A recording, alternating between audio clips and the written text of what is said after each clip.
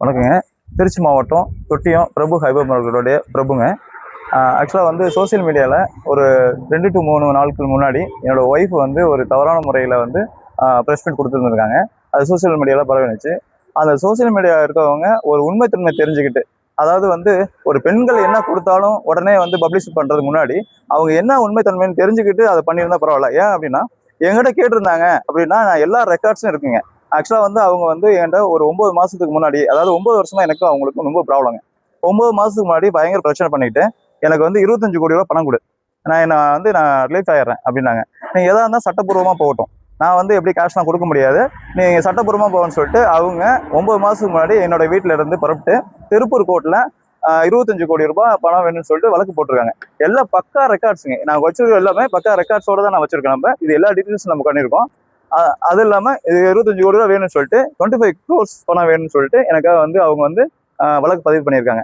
இப்போ இது நடந்துட்டு இருக்கும்போது என்ன ஆகுதுன்னா, அவங்களுக்கு சாதகமாக நடக்கலைன்னு தெரிஞ்சுக்கிட்டு, சட்டம் வந்து கரெக்டாக இருக்குது அப்படின்னு தெரிஞ்சுக்கிட்டு அவங்க என்ன பண்ணுறாங்க அப்படின்னா, என்கிட்ட வந்து 11ஆம் தேதி அன்னைக்கு இங்கே வீட்டில் வந்துட்டு எனக்கு 25 கோடி பணம் கொடு, இல்லை அப்படின்னா நான் உன்னை வந்து கேவலப்படுத்துவேன், உன்னை சின்னப்படுத்துவேன், என்னென்னமோ பண்ணுவேன், உனக்கு எப்படி பண்ணால் இந்த அதாவது வந்து பெண்களுக்கு வந்து சட்டம் அதிகமாக இருக்குங்கிற ஒரு மிஸ்யூஸ் பண்ணிக்கிட்டு அவங்க நான் எப்படி பண்ணா உன்னை வந்து கேவலப்படுத்துவேன்னு பார்க்குறியான்னு சொல்லிட்டு என்னோட ஸ்டாஃப்ஸ் ஒவ்வொருத்தங்க ஸ்டாஃப்ஸ் வீட்டுக்கும் போய் பயங்கர பிரச்சனை பண்ணாங்க. அது ஒருத்தங்க ஸ்டாஃப்ஸ் வீட்டுக்கு போய் அவங்க வீட்டில் அடிச்சு அவங்கள அடிச்சு 3 பேர், இவங்க அவங்களுடைய சிஸ்டர், அவங்க சிஸ்டருடைய ஹஸ்பண்ட் 3 பேர் சேர்ந்து தான் போயிட்டு இது மாதிரி பிரச்சனை பண்ணாங்க.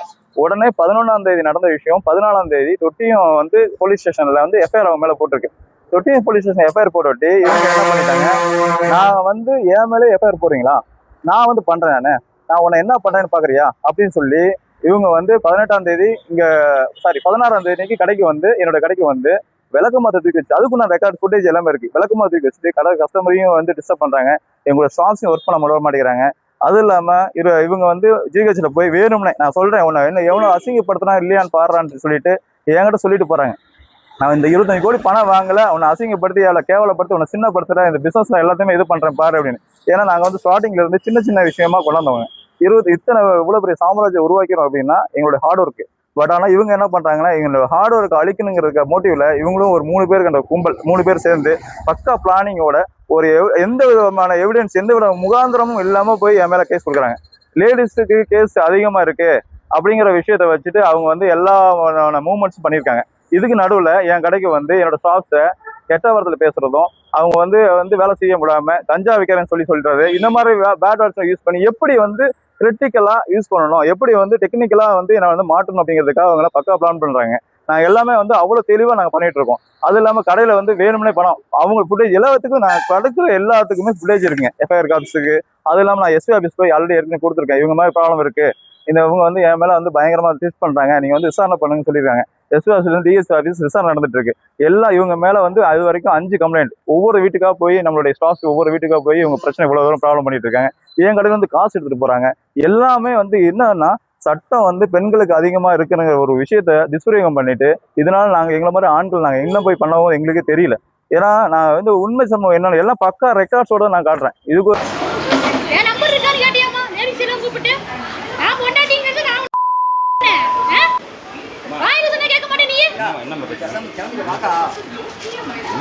நான் பொண்டாட்டின்னு தெரியாதா? சரியா? அவன் ஷாப் புதுசா வேலைக்கு வந்து கவனம் தெரியாது அவனுக்கு.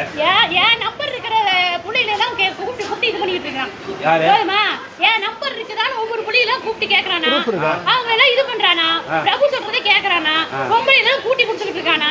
போதுமா? அவன் வேலைக்கு வந்து 3 நாள் தான் ஆகுது. அதத்தான் சொல்றேன். போதுமா? உங்களுக்கு என்ன நடக்குதுன்னு தெரியணுமா?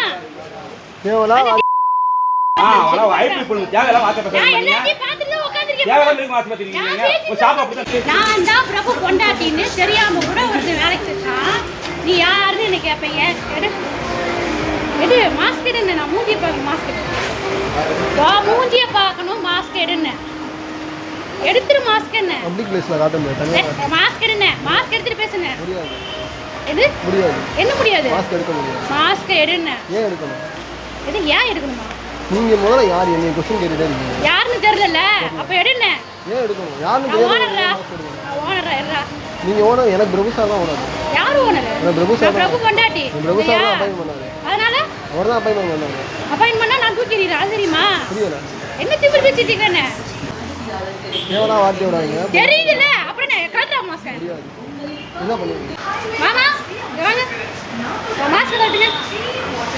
மாஸ்க் கழட்டுங்க. நான் ஆம்பளையா பொம்பளையான்னு பார்க்கணும். ஃபேன் சட்டை போட்டு தான் தெரியல ஆம்புலன்ஸ். எது? ஃபேன் சட்டை போட்டு. என்ன வேலை பார்த்துட்டு இருக்கேன்னு? கடையில உட்காந்து பொம்பளை கூட படிக்கிட்டு இருக்கதா உன் வேலையா? பாத்தீங்களா நீங்க? பொம்பளை கூட்டி கொடுத்துட்டு உட்காந்துட்டு இருக்கிறியா நீ? பாத்தீங்களா? அந்த மாதிரி தமிழக அரசும் காவல்துறையும் அவங்க இதை பற்றி விசாரணை பண்ணி அது யார் மேலே தப்பு இருக்குன்னு விசாரணை பண்ணுங்க. நாங்கள் அவங்க ஆக்ஷன் எது ஆக்ஷன் எடுத்தாலும் நாங்கள் அதை பற்றி கட்டுப்படுறோம் நாங்கள்.